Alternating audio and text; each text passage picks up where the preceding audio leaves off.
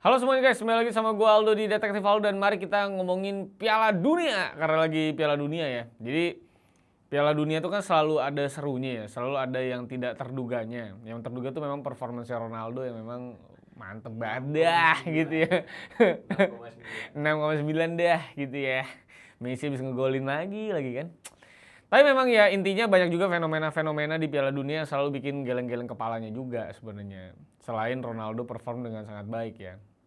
Karena kalau di 4 tahun lalu gue udah pernah bahas soal gimana Piala Dunia Qatar itu bobrok banget dengan semua dugaan perbudakan yang terjadi. Dan itu sebenarnya cukup terbukti ya. Terus di awal tahun ini juga gue udah bahas soal boykot yang terjadi ke Piala Dunia Amerika Serikat sekarang. Dan sekarang saat Piala Dunia lagi berlangsung, ternyata negaranya si aki-aki tantrum yang demam, apa bukan demam ya, tapi demen kentut ini akhirnya makin kelihatan juga borok-boroknya. So today we're here in a bipartisan. Karena kayaknya di Piala Dunia tahun 2026 ini, hampir tiap hari kayaknya ada aja berita baru soal kontroversi yang dilakukan sama tuan rumah ini. Terutama Amerika Serikat dan Meksiko. Jadi langsung aja kita bahas kontroversi Piala Dunia tahun 2026. Dari mulai pers Korea yang ngata-ngatain Heung Min Son, anjing favorit dan idola gua. Dan masuk mikrofon siaran juga itu maki-makinya, sampai ke masalah pemain-pemain yang ditahan di imigrasi atau bahkan sampai tidak boleh masuk Amerika dan harus latihan di Meksiko. Bahkan di Meksiko itu ada ditemukan jasad dekat stadion mereka, lo bayangin. Jadi mari kita bahas, let's begin the video guys.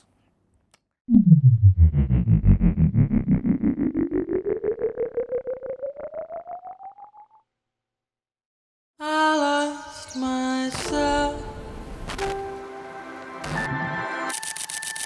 I waited still. Topik Piala Dunia itu memang ada aja kontroversinya. Apalagi kalau kita ngelihat ke tuan rumahnya sekarang yaitu Amerika Serikat dan juga presidennya yang adalah Donald Trump. Kayaknya event sepak bola terbesar di bumi ini makin terlipat gandakan kalau kita ngomongin kebobrokannya dibanding sama Piala Dunia sebelum-sebelumnya. Karena kalau di tahun 2022 itu isunya adalah soal masalah kemanusiaan saat stadion-stadion Qatar itu dibangun. Kalau di tahun ini yang jadi masalah adalah pastinya kebijakan-kebijakan dari negara Amerika dengan keputusan-keputusan Trump yang kalau dipikir dan dilihat ke apa yang terjadi di lapangan, ini negara itu sangat-sangat tidak cocok atau bahkan mungkin tidak layak buat dijadikan tuan rumah dari event se-internasional Piala Dunia sepak bola ini. Bukan berarti gue bilang Amerika itu negara yang terbelakang atau seperti apa. Udah jelas kalau soal kemajuan mah ini negara kan udah tidak perlu ditanyakan lagi ya. Karena di Philadelphia kan banyak orang kaku jadi zombie ya. Tapi intinya kalau kita lebih bermaksud ke arah isu sosial atau soal kebijakan Trump, itu jelas negara ini bobrok banget. Dan juga bagaimana respon masyarakat di sana yang sifatnya akhir-akhir ini tuh memang tidak terlalu yang namanya menerima perbedaan, diversity. LGBT dia terima, beda ras dia nggak terima. Nah itu tuh. Oke, ini kita mulai dari masalah soal kebijakan dan juga birokrasi Amerika Serikat soal masalah imigran. Yang dimana dengan kasus Trump dan ICE yang sangat anti dengan imigran dan juga semua orang pendatang. Sedangkan di sisi lain kan ini World Cup ya. Party atau bisa dibilang kompetisi sekaligus festival sepak bola terbesar di seluruh alam semesta. Dan yang nonton tentunya kan tidak mungkin orang Amerika doang. Apalagi Amerika juga olahraga terbesarnya bukan sepak bola. Jadi pasti mayoritas penontonnya adalah orang-orang yang memang sengaja terbang mungkin ke Amerika Serikat buat nonton 22 orang main sepak bola di dalam lapangan gitu.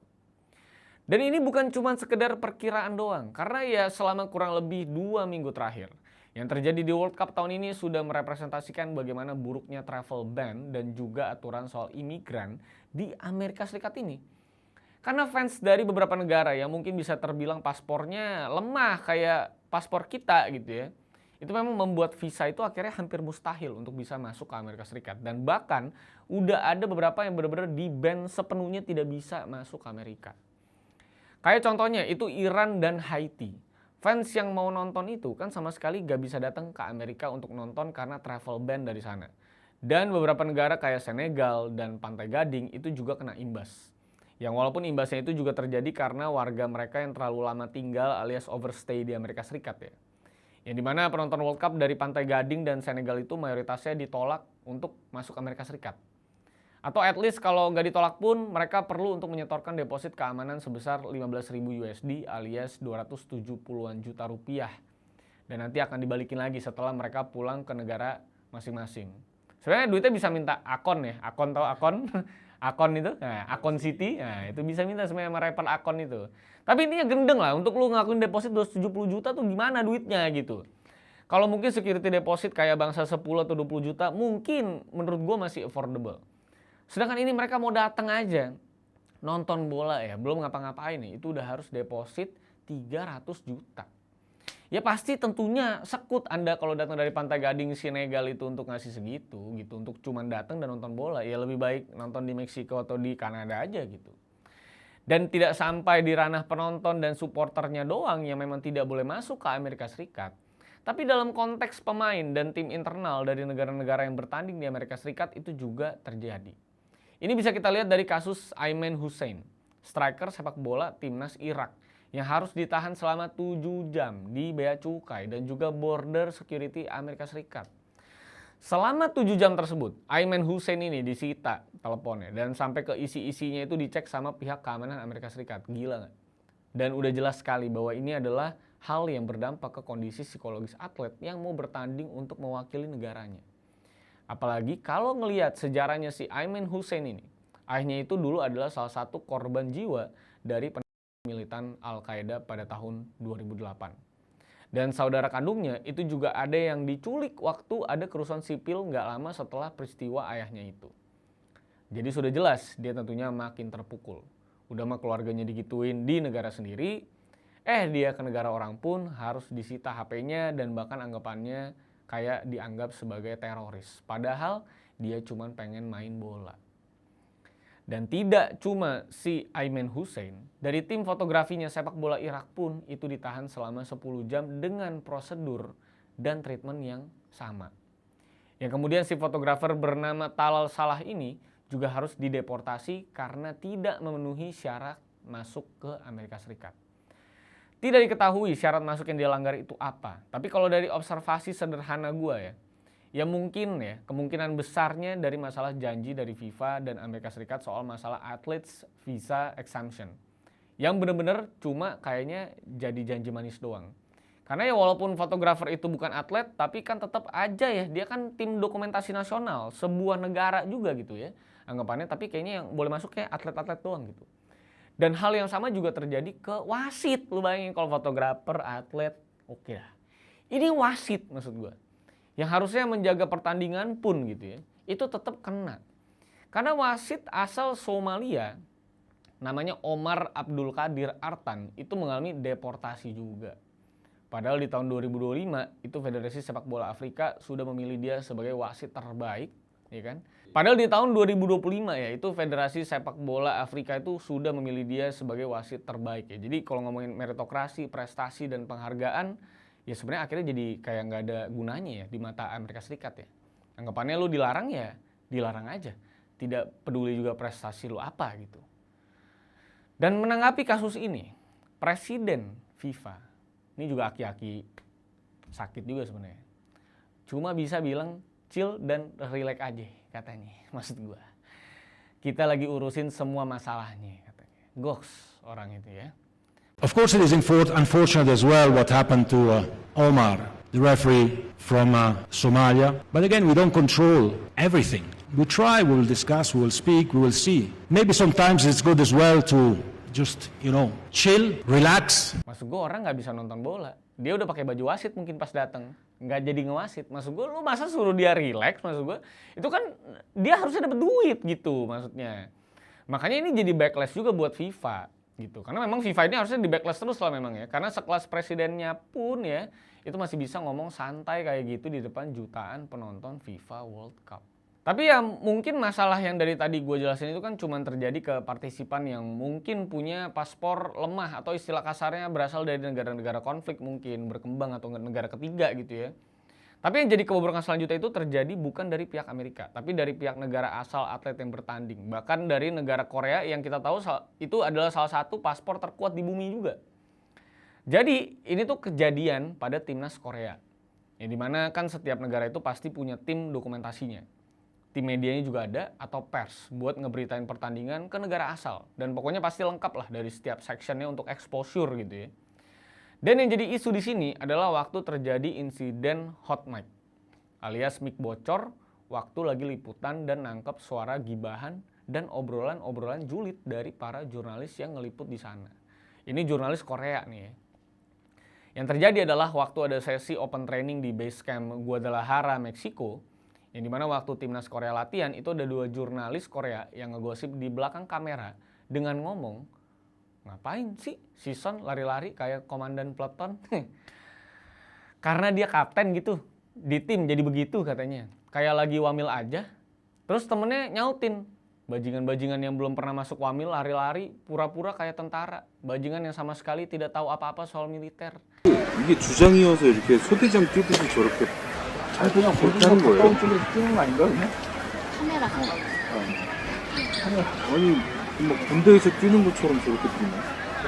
주장이어서 그런가? 군대가 안 갔다 온 게 Yumin Son nih maksud gue nih. Omongannya tuh udah kayak di drakor gitu ya. Ada sekia-sekianya tuh keluar sebenarnya di siaran live itu ya. Dan yang nyiarin juga adalah JTBC. Salah satu stasiun TV paling besar di Korea. Yumin Son yang dikatain, maksud gue yang kalau selebrasi juga gini nih. Maksud gue sanging gitu ya. Dan Korea ini juga kayaknya gak belajar gitu ya dari mantan presiden mereka yang sempat kena hot mic juga di beberapa tahun lalu yang udah pernah gue singgung juga di video lama gue soal Korea. Yang lebih parahnya lagi memang presiden ini juga ngomong dengan bahasa Korea di pertemuan Amerika Serikat waktu itu. Katanya ya bajingan-bajingan itu pada nggak becus bikin kebijakan-kebijakan, kira-kira gitu. Just like that, the mic became his enemy. Jadi emang nih Korea orang-orangnya beberapa nih problematik gitu ya. Memang si Balsekya ini keluar mulu gitu, nggak di drakor, nggak di kehidupan nyata, keluar terus gitu si Balsekya ini. Dan terparahnya memang ngomongin Son sih, karena Son itu lovable menurut gue ya. Jadi kalau diomongin emang agak si Balsekya memang gitu ya. Makanya dari hal tersebut ya, akhirnya pers Korea itu dengan secara mengejutkannya diboykot sama timnasnya sendiri. Jadi timnas Korea dan pers mereka sendiri itu sama sekali tidak melakukan interaksi di World Cup kali ini. Karena timnya ya jelas ngebela kapten mereka dong. Solid dong. Yumin Son loh. Dikata-katain loh. Gue juga mah support gue sama Yumin Son gue. Walaupun ya memang ada benernya kalau mereka ngomong si Son ini nggak ngelakuin wajib militer. Karena kebetulan dia dan skuad timnasnya berhasil dapetin emas Asian Games 2018. Jadi dia cuma ngejalanin pelatihan dasar selama 3 minggu di Korps Marinir Korea pada tahun 2020. Ya, both side sih memang agak sensitif juga sebenarnya kasusnya ini ya. Karena di satu sisi wamil Korea itu kan sebisa mungkin dihindari sama pria-pria di sana yang pastinya kehilangan 1-3 tahun masa muda mereka. Dan yang bisa menghindari itu cuma yang berprestasi di dunia internasional kayak timnas bola Korea ini. Dan selain itu adalah yang punya riwayat cedera berat kayak misalnya ACL atau cedera-cedera berat lainnya yang memungkinkan mereka itu tidak bisa lah jadi tentara gitu. Dan selain dari 2 masalah besar tadi, World Cup kali ini juga jadi gak terlalu kedengeran ya kayaknya ya. Karena perbedaan treatment di Amerika dan Meksiko. Karena Amerika Serikat kan kayak yang gue jelasin tadi kayaknya ketat banget bahkan ke atletnya sendiri. Ada anjing K9 juga di mana-mana ya. Ada senjata laras panjang juga. Dan pokoknya vibes-nya sama sekali nggak World Cup, tapi lebih ke kayak penggeledahan teroris dan Indiana Jones lah gitu. Sedangkan di Meksiko itu timnas Korea dan timnas-timnas lain yang latihan di sana tuh disambut dengan sangat baik, dikasih topi sombrero, dikasih tari-tarian tradisional dan happy-happy banget pokoknya. Vibes-nya memang festive banget lah. Namanya juga Meksiko ya, memang Hispanic pasti jauh lebih festive, tapi ternyata Amerika Serikat parah banget sekarang. Tapi yang jadi masalah di sini bukan dari vibe-nya yang udah tepat sasaran. Tapi dari memang kondisi sosial makro di Meksiko, terutama di kota Guadalajara yang adalah di Jalisco. Ini adalah salah satu kota yang jadi tempat Piala Dunia berlangsung. Sedangkan di sisi lain kota ini juga adalah salah satu kota paling berbahaya di bumi. Karena masalah tentunya tahu dong kartel dan juga gangster yang ada di sana. Ya lu pada harusnya kalau nonton video gue tentang kartel harusnya tahu kalau Guadalajara adalah salah satu hometownnya kartel-kartel di Meksiko seperti CJNG atau kartel Jalisco New Generation gitu ya. Dan yang benar aja di Jalisco itu udah ditemukan lebih dari 456 kantong berisi jasad manusia di radius 10-20 km dari stadion di sana. Dan di kota lain yang adalah Tijuana, yang sama-sama berbahaya juga, di area parkir Stadion Caliente, tempat timnas Irland berlatih, kepolisian setempat menemukan sesosok mayat di dalam bagasi mobil abu-abu. Dan itu ketahuan karena bau busuk yang menyengat. Ngeri banget sih. Ngeri menurut gue mah.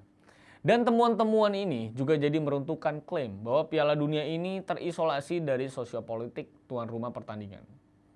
Jadi dengan kata lain, semua penonton yang ada di kota-kota Piala Dunia kali ini sebenarnya sangat dekat dari kata berbahaya. Either itu di Meksiko atau di Amerika Serikat. Yang aman, Kanada doang kayaknya. Emang tuh negara terlalu chill menurut gue. Terlalu chill dan selalu nyari imigran ya. Kalau Kanada itu justru ya, kurang pekerja ya kayaknya. Tapi itu dia isu-isu yang terjadi di Piala Dunia saat ini. Karena memang ya kayaknya benar-benar gaungnya kurang. Yang ada juga malah informasinya lebih banyak soal gejolak politiknya. Gejolak soal imigrasinya. Gejolak soal kartel-kartelnya justru malah muncul ke permukaan dibanding masalah Piala Dunianya. Dan penggunaan masalah World Cup juga kayaknya di banyak media juga cukup jadi masalah. Karena tidak bisa disebut sebagai World Cup misalnya.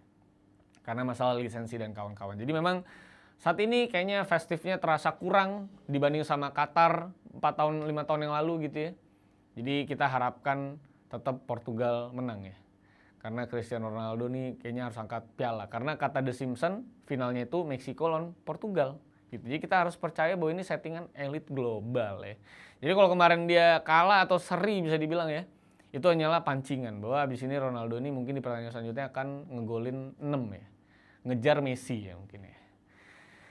Sampai jumpa semuanya di nanti kalau Ronaldo angkat piala kita bikin live stream kalau finalnya Ronaldo ya. Walaupun memang kelemahannya Portugal tuh justru ada di Ronaldo ya. Kenapa Ronaldo masih main sih? Maksud gue kan lu kan juga tetap angkat piala dong. Kenapa juga harus ikut main sih? Maksud gue mah ikutnya di terakhir-terakhir aja lah, extra time aja lah. Tapi silakan tulis di kolom komentar kalau menurut kalian apakah vibe-nya di Piala Dunia kali ini berasa banget Piala Dunia atau justru lebih seru Piala Qatar kemarin atau Piala Dunia di Qatar kemarin? Dan kita akan tunggu aja karena di beberapa tahun ke depan kita akan ketemu sama Piala Dunia di 3 negara lagi. Dan abis itu kita akan ke Arab Saudi katanya ya. Jadi kita tungguin aja. Silahkan tulis di kolom komentar kira-kira kalian dukung tim siapa? Kalau saya sih Ronaldo ya. Sampai jumpa semuanya. Nggak ada timnya, Ronaldo sama Yuminson. Cuma megang Ronaldo lah, kasihan dia suruh juara lah. Signing out, sampai jumpa. Banyak hal yang masih bisa kita bahas. So, see you on the next video guys. I lost myself. I waited still for a glimmer to